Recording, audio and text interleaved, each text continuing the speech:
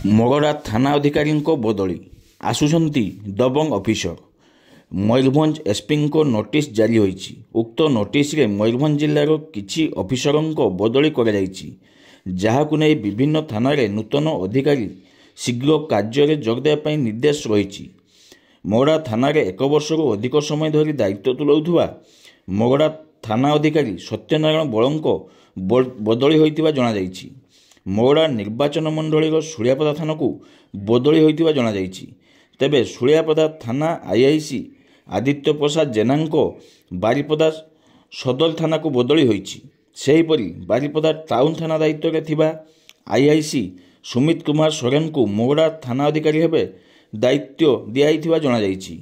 ଶ୍ରୀଯୁକ୍ତ ସୋରେନ ବଡ଼ବଡ଼ିଆ ନେତାଠାରୁ ଆରମ୍ଭ କରି ଚୋରା ବେପାରୀଙ୍କ ଚାପରେ ନ ଆସି ଦବଙ୍ଗ ଭାବେ କାର୍ଯ୍ୟ କରି ଅନେକ ଅପରାଧୀଙ୍କୁ ଗିରଫ କରି କୋର୍ଟ ଚାଲାଣ କରିଥିବା ମଧ୍ୟ ଜଣାପଡ଼ିଛି। ସୂଚନାଯୋଗ୍ୟ ଯେ ସୁମିତ କୁମାର ସୋରେନ ପୂର୍ବରୁ ଅଳ୍ପ ମାସ ଶୁଳିଆପଦା ଥାନା ଅଧିକାରୀ ଭାବେ କାର୍ଯ୍ୟଭାର ତୁଲାଇଥିଲେ। ଶୁଳିଆପଦା ଥାନାରେ ଥିବା ସମୟରେ ଦବଙ୍ଗ ଅଫିସର ଭାବେ ପରିଚିତ ଥିବା ଶୁଣିବାକୁ ମିଳୁଥିଲା।